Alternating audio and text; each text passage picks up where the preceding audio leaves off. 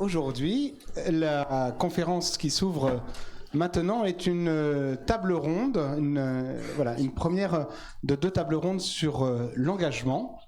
Cette première table ronde sera sur l'engagement dans la cité. La deuxième sera plus sur l'engagement dans la vie personnelle et familiale. Voilà, on a prévu un petit temps de témoignage. Alors, pour ce temps d'engagement, nous avons la chance d'avoir 3 invités. Je vais commencer par tout à droite, tout à ma droite, donc tout à votre gauche. Isabelle Prin, qui est élue municipale à la ville de Lyon. Voilà. Et puis après, Elisabeth et Adrien, qui sont militants dans des organisations écologistes. Voilà, ils préciseront un tout petit peu après lesquelles. Peut-être, voilà, on va commencer par un petit temps de présentation, justement, où vous allez pouvoir dire les unes et l'autre comment et pourquoi vous vous êtes engagés et dans quel type d'engagement vous avez, d'où vient cet engagement. Et puis, on parlera après de, voilà, qu'est-ce qui vous porte dans cet engagement, et enfin, qu'est-ce qu'au-delà de cet engagement, vous voyez comme étant porteur d'espérance. Voilà. Alors, je vous rappelle que toutes ces conférences ont un timing très serré, parce que l'idée, c'est de vous donner envie d'aller un peu plus, c'est pas d'épuiser le sujet. Voilà. Isabelle, c'est à toi, je crois que c'est le micro sans fil qui marche. C'est bon, comme ça, là, ça marche. Yes. Ah, voilà. Donc la question, c'est comment, c'est ça? Comment et pourquoi? Comment et pourquoi? Ça fait 2 questions. Bien. Alors, c'est le mot engagement, moi, qui m'a d'abord inspiré, parce que engagement dans la cité, c'est d'abord un engagement, et en fait, pour moi, c'est la continuité d'une succession d'engagements qui ont sans doute commencé dans ma famille avant que je naisse. Donc voilà, je suis issue d'une famille d'engagés, et donc assez logiquement, ça a commencé par voilà, de l'engagement associatif, de l'engagement dans le scoutisme, qui est un lieu où nous apprenons à déjà apporter à avoir des convictions, et puis un engagement avec le DEFAP en partant au Cameroun, et puis enfin voilà, une succession d'engagements, et très en dehors de l'univers politique classique, hein, jusque-là. Je ne viens pas du tout d'une famille où il n'y a pas d'élus dans ma famille. Et en fait, l'entrée dans l'univers politique a été le fruit d'une université d'été de la communauté de vie chrétienne dans laquelle j'étais. Donc ça, c'est mon pied catholique. J'ai un pied protestant, une jambe protestante, une jambe catholique. Et du coup, cette année-là, c'était sur le thème écouter les signes des temps. Et nous avions été interpellés par le secrétaire général du Secours catholique à propos des paradis fiscaux, en disant c'est bien de s'engager dans sa vie au quotidien, dans les assos, etc. Mais il y a un moment donné, ça ne suffit pas, il faut aussi s'engager politiquement. Sinon, on ne peut pas vraiment faire bouger les choses. Et il se trouve que je me suis mariée avec quelqu'un qui, lui, s'intéresse beaucoup plus à la politique. Donc voilà, c'était un engagement à la fois logique dans la suite des engagements associatifs et un engagement de couple, de rentrer du coup dans le seul parti qui pour nous portait l'écologie, qui était Europe Écologie Les Verts. Donc nous nous sommes engagés comme militants, et puis une fois qu'on est militant, on essaye de faire en sorte de gagner les élections, et il faut bien des gens qui s'engagent sur les listes. Et à un moment donné, effectivement, il a fallu aussi répondre à une demande d'engagement, à être prêt à être élu, ce qui n'était pas du tout un projet initialement. Voilà, donc c'est comme ça que je me suis retrouvée élue, puisque nous avons gagné aux élections à Lyon. Voilà, ça c'était le comment. Alors le pourquoi, pour moi c'est d'abord un engagement pour l'écologie, c'est clair. Je ne serais pas engagée comme élue dans un autre contexte.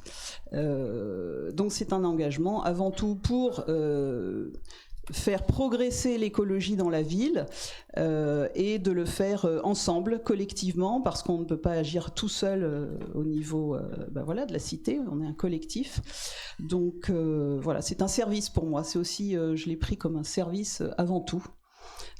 C'était le moment, c'était faisable, donc allons-y. Et puis c'était aussi un défi, une aventure de ce monde politique que je ne connaissais, mais alors pas du tout. C'est-à-dire qu'il a fallu que j'aille assister en observatrice à un conseil d'arrondissement pour voir ce que c'était, comment ça se passait. Je n'y connaissais rien et les débuts ont été un peu douloureux d'ailleurs à ce sujet-là. Voilà, mais je vais peut-être passer la parole. Vous m'entendez comme ça ? Bonjour à toutes et tous. Du coup, moi, c'est Adrien.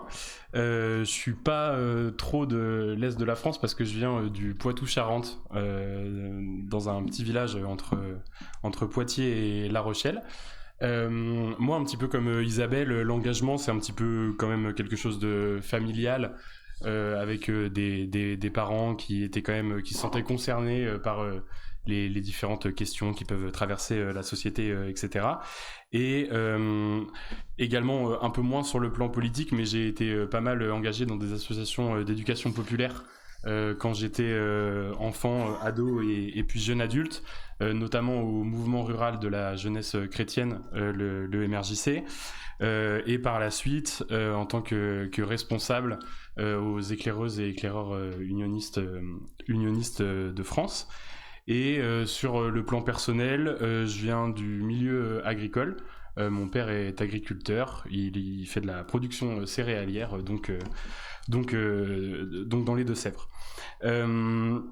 J'ai commencé à militer activement il y a quelques années. Ça a commencé en 2021-2022 parce que c'est invité dans mon territoire des grosses infrastructures qu'on appelle des méga-bassines. J'imagine que vous en avez peut-être entendu parler. Et donc voilà, je me sentais forcément concerné par la question, mon père étant agriculteur céréalier dans un système conventionnel avec un petit volume d'irrigation, mais en tout cas la possibilité d'utiliser de l'eau pour irriguer ses cultures.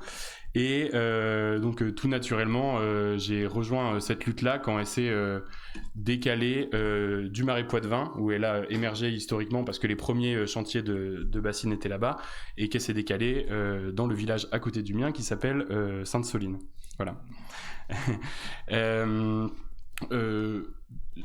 Un petit rappel rapide sur ce qu'est une méga bassine pour qu'on soit toutes et tous au même niveau d'information. C'est un gros bassin avec une bâche au fond qui a pour but qui part d'une idée pas forcément bête, qui est le constat de dire que vu que il y a le dérèglement climatique, de moins en moins d'eau qui tombe du ciel l'été, on va plutôt prélever l'eau disponible dans le milieu en hiver pour la mettre dans des bassins et ensuite l'utiliser pour l'irrigation l'été. Ce qui, au-delà du fait que c'est pas forcément une idée qui semble saugrenue comme ça, pose quand même quelques problématiques plus larges autour desquelles je pourrais revenir, notamment quelle répartition de l'eau et pour quels usages.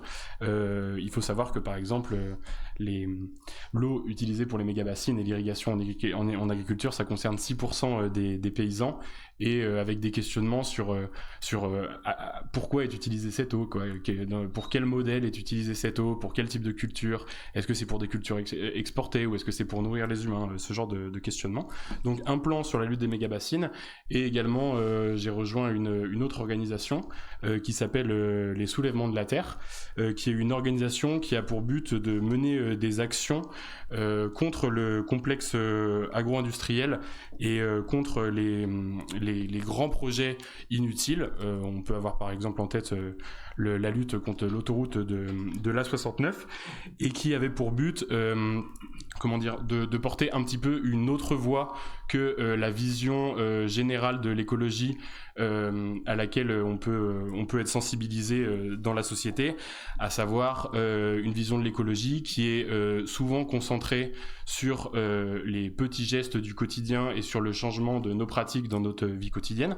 Un plan qui est très important, mais qui essayait aussi de décaler cette question pour aller un petit peu plus loin que ce discours-là, et dire que c'est pas juste en changeant nos pratiques, ce qui est très important, mais juste nous en changeant nos pratiques qu'on va réussir à régler la problématique du dérèglement climatique de manière globale. Voilà.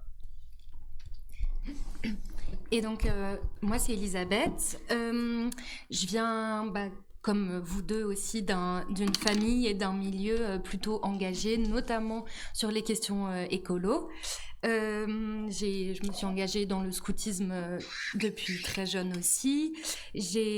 Ensuite, c'est au lycée que j'ai commencé à prendre des engagements plus militants sur les questions écolo avec le mouvement des grèves pour le climat de la jeunesse, etc. Petit à petit, j'ai porté de plus en plus d'intérêt à ces questions-là. J'ai fait un service civique donc dans les Deux-Sèvres sur les questions d'écologie pratique au quotidien. Et donc, dans un contexte qui s'est avéré être une région concernée par donc, les méga-bassines et la lutte écolo.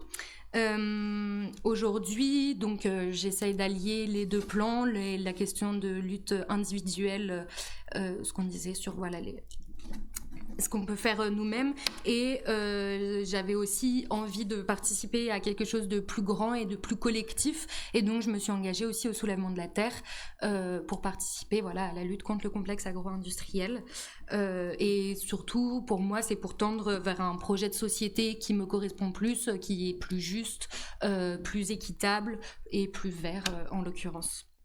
Voilà. Et il se trouve que ces questions aussi se répercutent sur mon parcours professionnel, pas encore, mais en tout cas d'études, où j'ai fait beaucoup de droit de l'environnement notamment. Voilà. Merci à tous les trois. Alors, deuxième question, maintenant qu'on a vu la jeunesse, c'est peut-être rentrer un tout petit peu plus dans le détail, et quelles sont les convictions, en fait, la question qu'on avait préparée, c'était quelles sont les convictions profondes, politiques et ou spirituelles qui vous portent dans ces engagements et dans ces luttes, dans ces engagements que vous avez pris et dans ces luttes que vous menez. Je vous laisse choisir l'ordre. Le même ordre. Alors, moi, je pense que je peux dire que la politique, c'est un peu un lieu d'incarnation de ma vision chrétienne pour le monde. J'ai lu, et la plupart des écologistes ont lu Laudato Si. Pour moi, c'est un vrai programme politique. Et suivre le Christ, ça implique l'attention aux plus petits, aux plus fragiles. On parle de l'option préférentielle pour les pauvres et du soin de la création, les deux étant intrinsèquement liés. Et j'insiste parce que pour moi, quand je parle d'écologie, ça inclut bien évidemment la dimension sociale, c'est-à-dire que l'un ne va pas sans l'autre. Donc ça me fait toujours mal quand on dit l'écologie et le social, comme si c'était deux choses séparées. Pour moi, l'écologie politique, en tout cas, ça ne sépare pas les deux, c'est inclus, c'est intrinsèquement lié, puisque dans l'écologie, tout est lié, en fait. On est tous liés les uns aux autres et on est liés à la nature. Donc, pour moi, c'est le cœur, l'attention aux plus pauvres et le soin de la création, c'est le cœur de l'écologie politique. Donc, nous, on a une vision pour la société, pour la ville. On porte un programme qui est un engagement vis-à-vis de nos électeurs. On annonce ce qu'on va faire et on le fait. Et là, on va dire, puisqu'on est vraiment dans la période du bilan de mandat, on est redevable, donc on va rendre des comptes sur ce qu'on a fait et ce qu'on a dit qu'on ferait. Donc c'est un combat, c'est-à-dire que je mesure de plus en plus, enfin je ne m'attendais pas finalement en faisant de la politique à rentrer dans un combat, mais c'est un combat. C'est un combat d'idées, c'est un combat pour trouver, avoir en permanence la juste posture, la juste parole qui à la fois défend des convictions tout en écoutant l'autre et en respectant son propre chemin de pensée. J'ai bien entendu ce que disait Bruno-Marie Dufay tout à l'heure. Ça nécessite d'être humble parce qu'on n'est pas tout puissant. Donc c'est à la fois, pour moi, c'est une vraie posture spirituelle, c'est une épreuve un peu spirituelle parce que parfois il ne faut pas désespérer quand même des citoyens quand on entend ce qu'on entend parfois. Donc garder espoir grâce à l'énergie collective, pour moi, qu'on déploie au service du bien commun. On est, en tout cas chez les écologistes, on est là au service du bien commun, on n'est pas là pour défendre des intérêts particuliers. Donc il s'agit de composer avec l'intérêt de tout le monde, en essayant d'impulser petit à petit de nouveaux modes de vie, voilà, qui n'est pas, et l'incitation est bien, mais parfois il faut y aller un peu avec de la contrainte aussi, surtout quand on se sent un peu en situation d'urgence. Voilà, donc pour moi, ce qui est très porteur d'espérance, c'est le fait d'être en collectif. En fait, c'est un engagement de groupe. Tout seul, on peut pas. C'est le soutien entre élus, et on a un beau collectif d'élus, voilà. Et moi je suis admirative, parce que moi je n'ai pas de délégation au plan central, j'en ai une en arrondissement, hein. Je m'occupe des écoles, des affaires scolaires. En tant qu'élu d'arrondissement, on est vraiment bien peu de choses, mais je suis très admirative de l'engagement de mes co-élus adjoints, et de tout ce qu'ils ont mis en œuvre, porté, voilà, depuis 5 ans, et on voit qu'on peut faire bouger des choses, donc c'est très porteur d'espérance pour moi. À chaque fois qu'on débitumise et qu'on plante des arbres et des fleurs, c'est porteur d'espérance. À chaque fois qu'on voit des gens changer leur mode de déplacement, c'est porteur d'espérance. Quand je vois les élus du Conseil des enfants dont je suis référente, c'est porteur d'espérance. D'ailleurs, les enfants sont tous écolos, je peux vous le dire, parce que à chaque fois qu'on leur demande ce qu'ils proposent, leur programme, et c'est vraiment sans influence, ni je pense celle de leurs parents, ça parle tous d'écologie quasiment. Donc voilà, tout ça c'est porteur d'espérance. Moi c'est pour ça que j'aime bien l'éducation, c'est qu'on agit avec les générations de demain, et, et eux sont très conscients des choses. Je sais pas, voilà, pour commencer. Non, c'est bon. Moi, sur la question des convictions, moi, vraiment, quelque chose qui me porte, c'est au-delà de juste un engagement uniquement par réaction au contexte général de dérèglement climatique, etc., et d'extinction des espèces, j'aborde un peu comme ce que tu disais, Isabelle, la lutte de manière assez globale, en faisant avec un lien qui me paraît tout à fait évident entre l'écologie et l'aspect social. En luttant tout simplement contre la cause principale du dérèglement climatique, qui est pour moi l'exploitation de la nature et des hommes par le capitalisme et le productivisme. Chez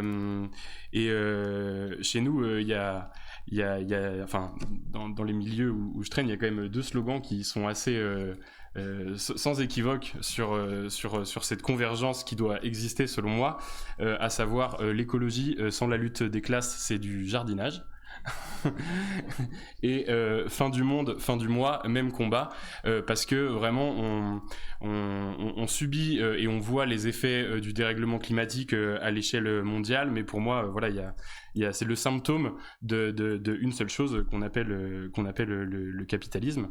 Et pourquoi est-ce que moi j'ai décidé de m'engager plutôt dans des collectifs militants que sur je sais pas un mandat ou ce genre de choses.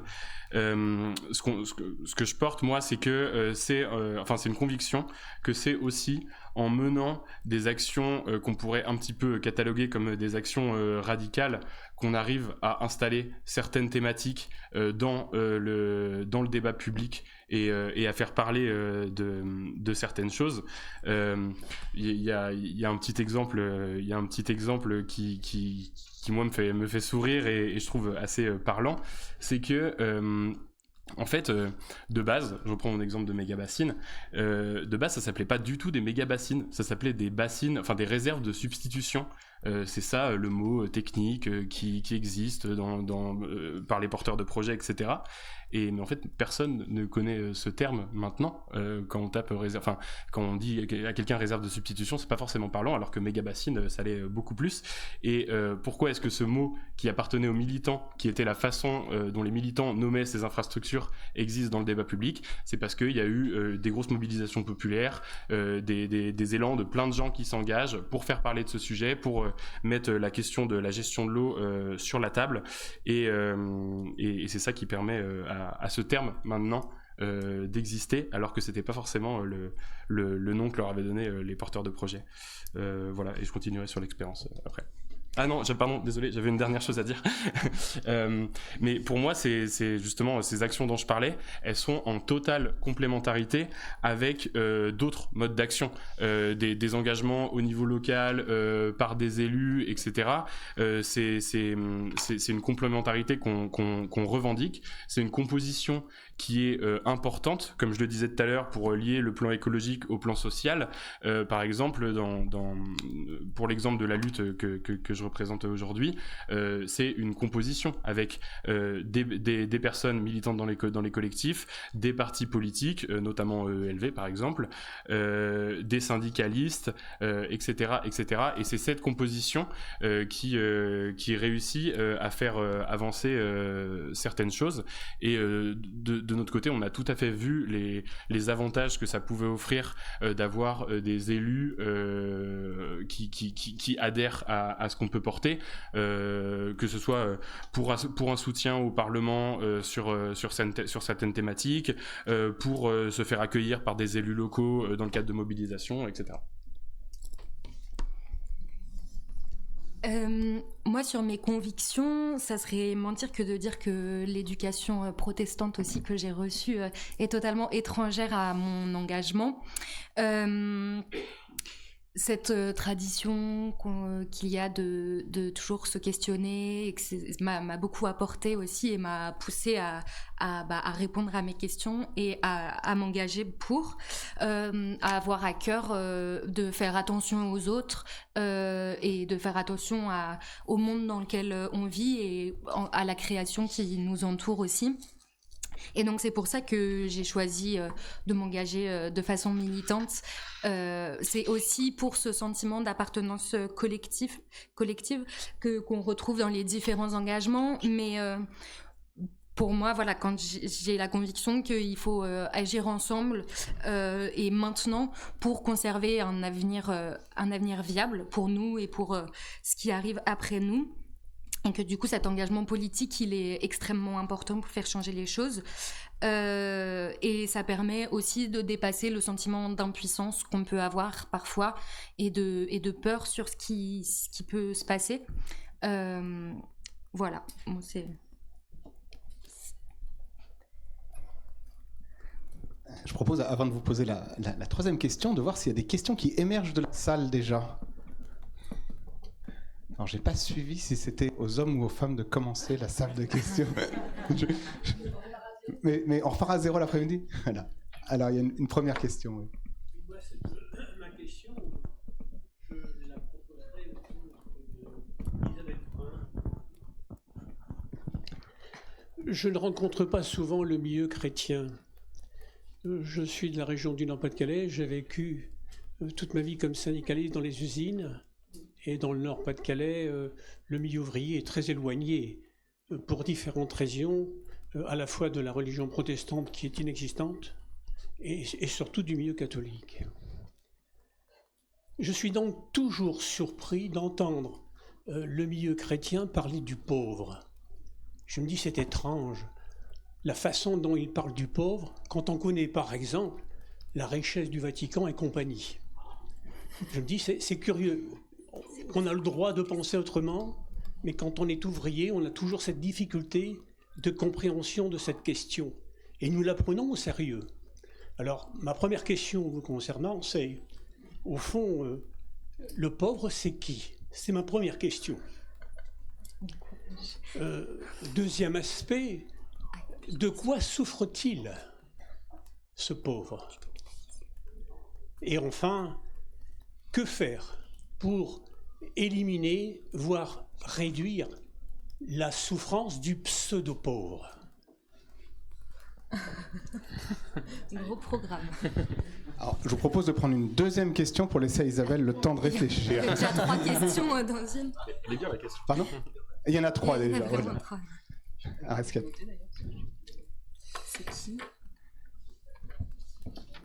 y a d'autres questions ? Oui. Oui, donc moi Loïc, je suis aussi engagé, je suis syndicaliste CGT, je me suis engagé aussi avec les soulèvements de la terre contre les méga-bassines. et aussi, je viens du Nord-Pas-de-Calais aussi, donc voilà. Je suis de Maubeuge, bassin métallurgiste, sidérurgiste.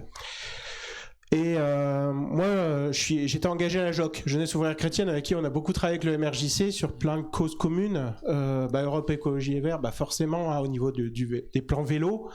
Par exemple, moi je suis de Saint-Étienne maintenant, du coup. Le vélo, c'est un peu galère à Saint-Étienne. Voilà. Donc, moi, ma question, c'est savoir comment concilier, et ça c'est vraiment une question de syndicaliste, le monde du travail et l'écologie. Par exemple, j'ai des camarades au sein de la CGT, notamment des usines pétrochimiques. Voilà, des fois, quand on leur parle d'écologie, il y a du mal, parce qu'ils se disent... donc je pense qu'il y a toute une façon de repenser le monde du travail et l'écologie. Comment changer les emplois sans en perdre. Ce que d'autres pays ont su faire, et ce que la France n'a pas su faire. Moi, les grosses industries lourdes, métallurgistes du nord de la France, ils ont tous croulé à cause du capitalisme, parce que on a fait migrer les populations vers des pays où la main-d'œuvre coûte moins cher, emploie le terme qu'ils disent, c'est libéraux. Et aussi, du coup, ça crée de la perte d'emploi, puisque on délocalise, et en même temps, on ne peut pas renouveler ces emplois, puisque c'est sur une ancienne industrie polluante. Voilà, donc d'autres pays ont su le faire, pourquoi pas nous ? Alors, je précise qu'il n'est pas obligatoire d'être syndicaliste pour prendre la parole. Voilà. On est ni du Nord, voilà. Donc il y a 2 questions, et puis après je vous propose qu'on passe aux réponses aux questions. Donc prenez des notes. Prenez des notes.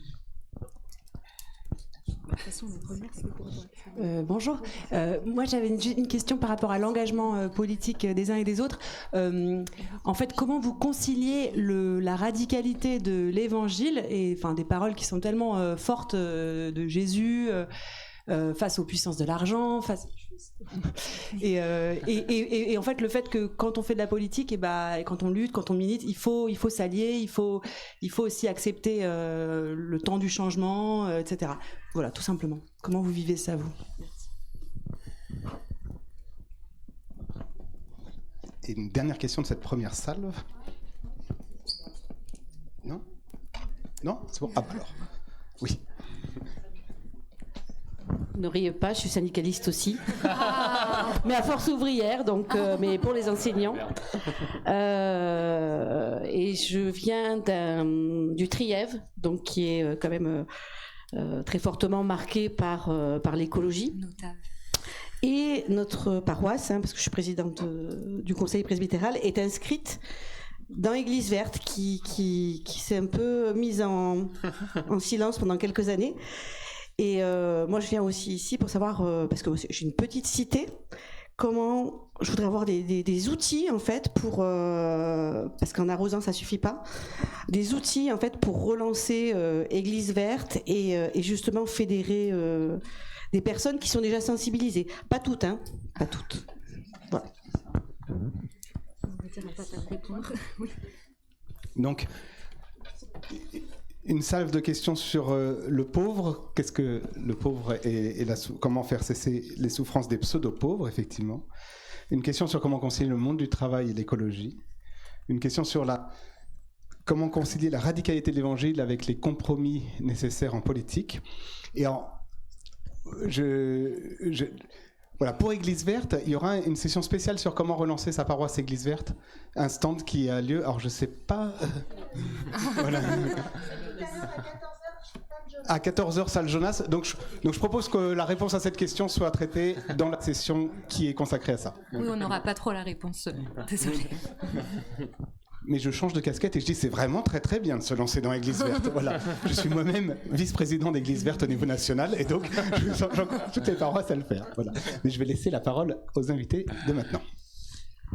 Alors, juste dire que quand j'ai parlé de pauvres, j'ai cité en fait quelque chose qui, je crois que ça vient de la théologie de la libération, mais je suis même pas sûre, mais d'une encyclique du pape, l'option préférentielle pour les pauvres, et je crois que ça date des années 60. Enfin, du coup, voilà, c'est pas forcément mon vocabulaire à moi. Donc la notion de pauvre, en fait, il y a des définitions économiques, au sens ceux qui gagnent moins que c'est quoi par rapport au salaire médian, j'ai plus la définition. Moins de 60% du revenu médian, par exemple, donc une définition purement économique. On pourrait raisonner aussi en termes de droits, des gens qui ne sont pas en mesure de faire valoir leurs droits ou qui sont privés de droits. Moi, la première figure du pauvre qui me vient, c'est celle des migrants. Aujourd'hui, dans notre société, je pense que la définition du pauvre, elle varie selon les temps et les lieux. Voilà, c'est les gens que je croise dans la rue, mais c'est aussi des gens qui semblent très démunis, qui manquent de ressources pour piloter leur vie, pour être autonomes, pour créer des liens. Il y a plein de types de pauvreté différentes en fait. En matière politique, on n'utilise pas ce mot d'ailleurs, mais par contre, on est très soucieux des droits, c'est logique. Par exemple, avec le CCAS de la ville de Lyon, le Centre communal d'action sociale, il y a toute une démarche d'aller vers, et qui veut dire que, en fait, si on ne va pas chercher les gens pour les aider à faire valoir leurs droits, ils ne viennent pas tout seuls, parce qu'il y a des tonnes de raisons. Voilà, donc qui sont les pauvres aujourd'hui ? C'est toutes les personnes qui, pour moi, sont privées de droits pour une raison ou pour une autre, et qui subissent leur vie plus que d'en être pleinement acteurs. Donc comment on les aide ? En essayant dans chaque domaine de redevenir acteurs avec les soutiens nécessaires. Donc ça va commencer à l'école. Quand on fait, d'aider les enfants à être pleinement acteurs. Je pense qu'il y a un rôle quand on crée des conseils des enfants, quand on contribue à inciter les enfants à donner leur voix, à se faire entendre. Quelque part, on commence déjà à lutter contre la pauvreté. Et puis c'est tous les dispositifs sociaux qui existent, de soutien divers et variés. C'est faire en sorte d'avoir les fameux 20% de HLM partout. Aujourd'hui, on n'y est pas encore à Lyon, c'est pas faute d'essayer, mais tant qu'on n'a pas de logement pour tout le monde, ça peut pas marcher. Enfin voilà, c'est toutes les politiques publiques en fait qui doivent se déployer dans chaque domaine pour permettre de profiter à tout le monde. C'est vraiment cette dimension pour moi sociale. Si tu veux passer le micro. Monde du travail et ah non. Non mais c'est comme tu veux. Ouais. Voilà, comme vous voulez. C'est à moi ? Non. Non, je savais pas si t'avais fini sur. Comme ça, tu peux faire une pause et puis on reprend la question. Grosse question, camarade. J'ai pas la réponse à cette question, c'est d'une complexité sans nom, mais je peux citer quelques initiatives auxquelles j'ai assisté, et pour moi cette problématique-là, elle existe également dans le lien qui peut être à construire entre le mouvement écolo et les mouvements de banlieue, par exemple. C'est cette convergence. Moi, ce à quoi j'ai pu assister, c'est par exemple lors de la dernière mobilisation du village de l'eau en juillet dernier dans le Poitou. C'était une tentative de construction de liens avec les syndicalistes du port de La Rochelle, par exemple, qui était un maillon du complexe agro-industriel qui a été ciblé par la manifestation du samedi, avec des camarades de Sud Solidaire ou de la CGT qui tentaient de faire du lien, ou là avec la mobilisation qui est prévue en juin, qui s'appelle Guerre à la guerre, qui est une action non pas contre le complexe agro-industriel, mais contre le complexe militaro-industriel en marge du salon du Bourget qui aura lieu en juin. Donc voilà, avec des tentatives de faire du lien avec les responsables dans les usines d'armement, etc. Mais c'est un chantier pas possible. Mais il y a du travail qui est en cours, et des réflexions, notamment avec en septembre dernier sur le le stand des soulèvements à la fête de l'UMA, une table ronde avec une personne de Révolution Permanente qui s'appelle Christian Porta, qui est syndicaliste à Sud et qui travaille dans une grosse boîte de viennoiserie industrielle et des personnes de soulèvement pour essayer de s'intéresser à cette question de la convergence. Et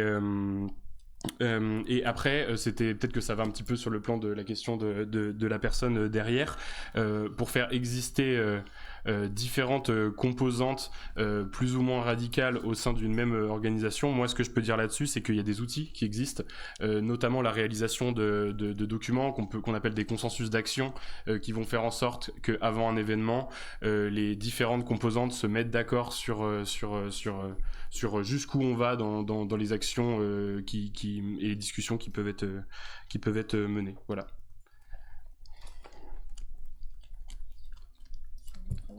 Monde du travail et écologie. Oui, monde du travail. Vas-y. Monde du travail, écologie. Alors là, je ne sais plus avec quelle casquette je parle, si c'est avec ma casquette professionnelle d'ancienne DRH et de consultante en management, ressources humaines et santé au travail, ou si c'est avec ma casquette politique. Bien entendu, c'est difficile. Quand toute une vie sociale est construite depuis 100 ans autour de la prédation, de l'industrie, d'une économie prédatrice, forcément, c'est pas en 10 ans qu'on va changer du tout au tout. Donc déjà, on est forcément sur du long terme. Or, et je le comprends complètement, dans des zones où il n'y a plus beaucoup d'activités économiques, où les gens sont surtout attentifs à garder leur job, oui.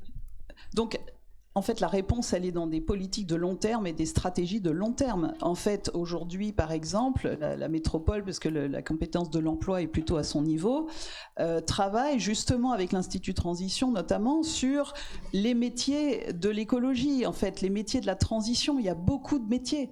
Mais après, pour que quelqu'un change de métier, ça se fait pas non plus en 2 mois, en fait.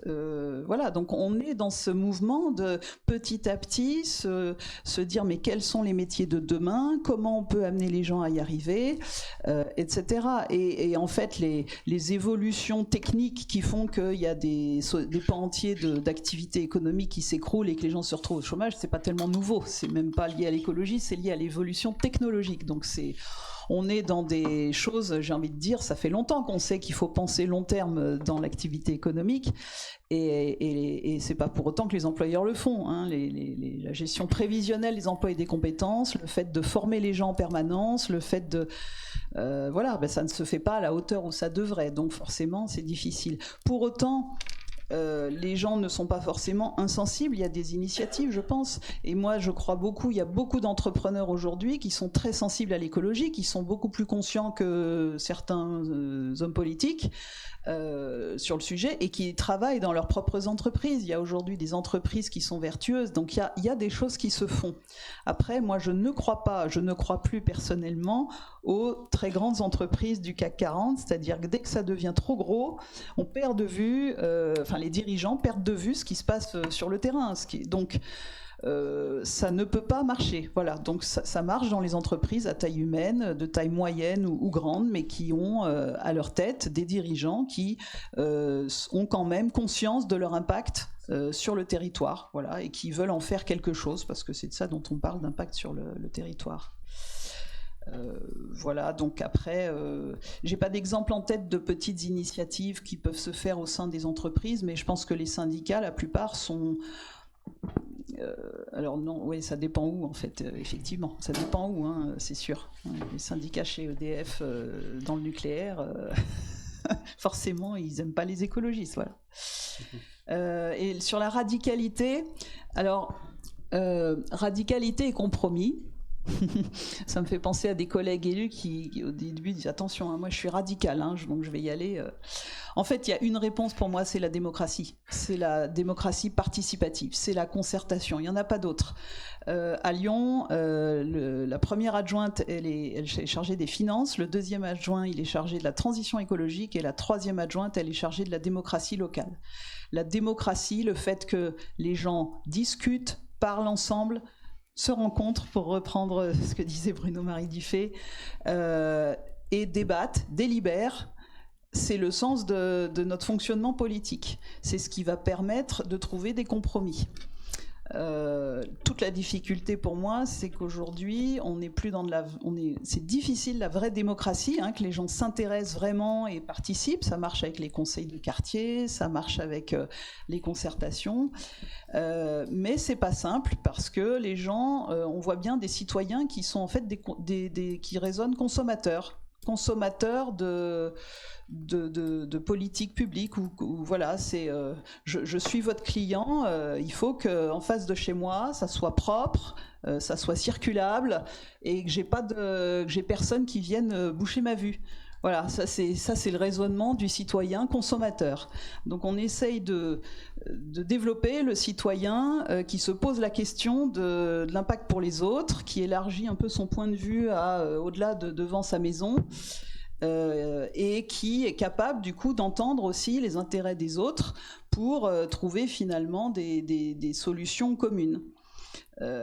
Donc ça c'est le gros travail, c'est vraiment le travail démocratique pour que chacun se sente concerné par ce qui se passe et puisse donner son avis, être entendu, et après il y a des compromis.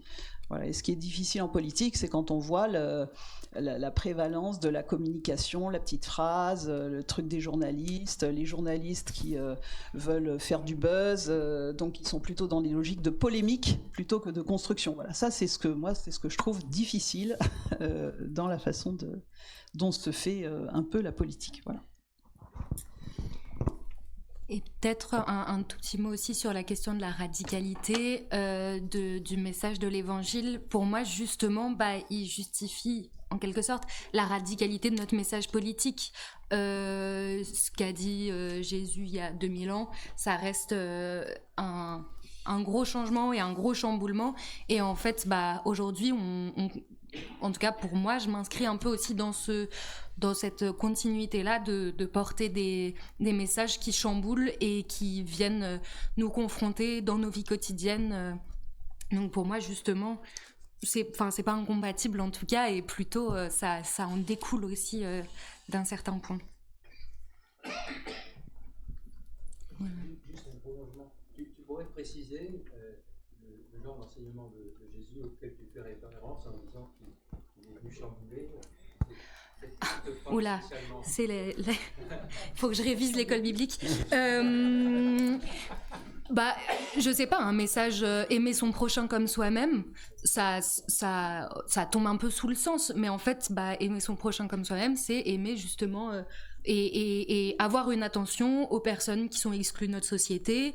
Aimer notre prochain, c'est la personne qui arrive après nous aussi potentiellement, et pour moi, ça va avec lui laisser un environnement viable, lui laisser des chances de survivre en fait.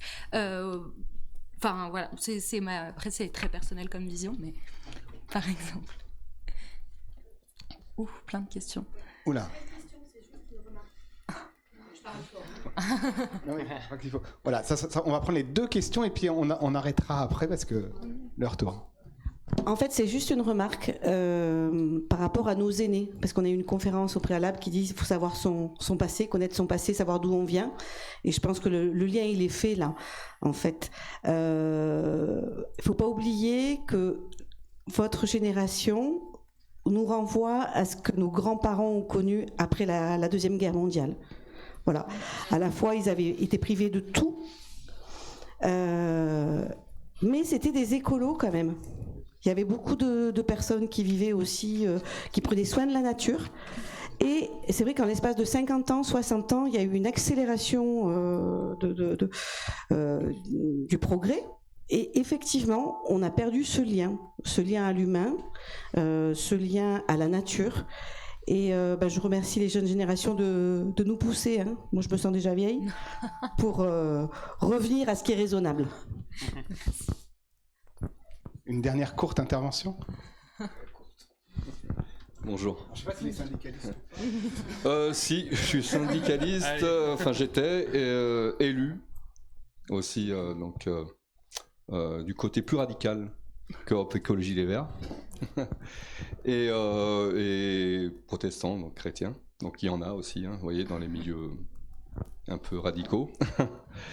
Et moi, je voudrais juste vous dire qu'au niveau politique, en tant que chrétien, donc protestant, c'est très compliqué. Très compliqué pour défendre des idées, pas l'écologie. L'écologie, non, c'est assez facile, mais il n'y a pas que l'écologie dans la politique. Il y a beaucoup de choses aussi à côté qui est, pour un chrétien, difficilement défendable, des fois. C'est pour ça que j'ai arrêté, d'ailleurs, ce milieu politique. Et je me suis plus engagé maintenant dans les associations chrétiennes par rapport à la parole de Dieu, en fait, parce que pour moi, j'estime qu'un chrétien doit défendre le vivant et doit défendre la création. Donc, c'est une priorité pour un chrétien, c'est mon avis. Et voilà, je voulais donc juste une remarque et dire que quand on est engagé politiquement, donc dans des milieux donc comme ELV, moi j'étais à la France Insoumise, encore élu. Il y a des choses, par exemple, vous parlez de démocratie, la démocratie sur la ZFE sur Lyon, il n'y en a pas eu tellement de démocratie. Donc on ne pense pas aux pauvres, justement. Les gens pauvres, c'est pas que des gens qui n'ont pas de droits, c'est des gens qui ne peuvent pas manger, c'est des gens voilà, qui sont pauvres, c'est un tout, quoi. C'est tout ce que je voulais dire. Merci. On arrive merci de cette intervention. On arrive à la fin de la table ronde et donc j'avais envie de poser juste une dernière question à laquelle vous allez pouvoir répondre en une phrase. Voilà. Oh, pardon. Ou pas. Non, je faisais référence. Ce festival s'appelle Terre d'Espérance et donc on a parlé des soulèvements de la terre et est-ce qu'on pourrait parler des soulèvements d'espérance ? Je trouve que ça serait un beau mot aussi. Voilà. Est-ce que, voilà, en une phrase, quelle espérance vous avez, quelle espérance vous porte, voilà, par rapport à vos engagements? Je peux y aller si vous voulez. Bon, ça fera un poil plus que d'une phrase, Antoine.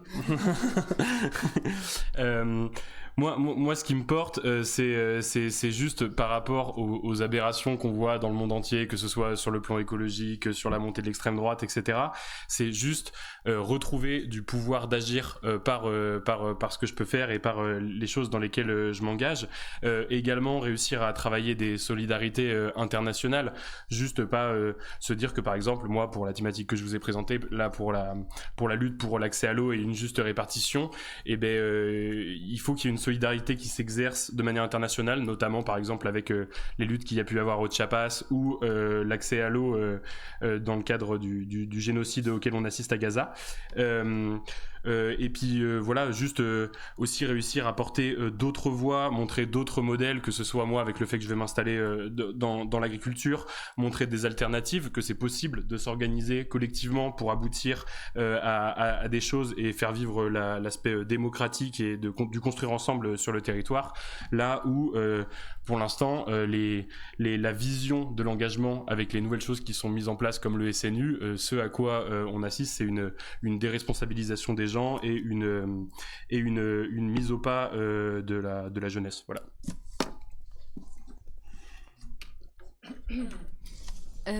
Sur la question de l'espérance, moi, il y a une phrase qui m'a marqué. J'oublie toujours qui c'est, mais je pense que vous verrez très bien. Quelqu'un me dira de qui c'est. C'est si demain c'était la fin du monde, je planterais un pommier. Aujourd'hui, c'est Luther, voilà. Oups, j'ai mal révisé l'école biblique encore une fois. Et pour moi, c'est une phrase qui, oui, c'est une phrase qui résume bien aussi mon engagement, lié à l'écologie, sur le fait de planter des arbres notamment, mais voilà, qui me fait me dire que mon engagement politique, il est porteur d'espérance dans ce que j'aspire à pouvoir vivre plus tard. Voilà. J'ai deux phrases qui me viennent mais qui sont vraiment basiques, hein. C'est le pire n'est jamais certain et aide-toi, le ciel t'aidera.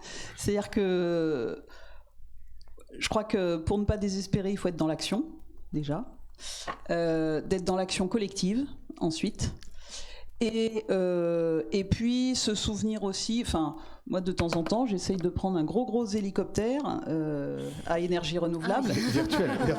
Et de me dire qu'en fait la Terre nous survivra et la nature aussi. En fait l'espérance c'est quand je vois de la nature rejaillir là où il y avait du bitume. Et je me dis qu'on a beau essayer d'étouffer, en fait la nature aura le dessus. La question ce sera avec ou sans hommes, ça je ne sais pas. Mais ça dépendra de nous, donc et femmes, hein, avec humains, avec ou sans humains. Mais la Terre survivra, la nature aussi. Et voilà, donc après si on peut nous humblement contribuer à rendre ce soit plus vivable pour les humains, bah, c'est très bien. Et puis si on n'y arrive pas, on n'y arrive pas. Mais moi je prends le parti d'essayer en tout cas. Bien, merci beaucoup. La cloche vient de sonner, qui marque la fin de cette conférence. Merci. Voilà. Vous avez 10 minutes d'intercours avant le début du prochain atelier.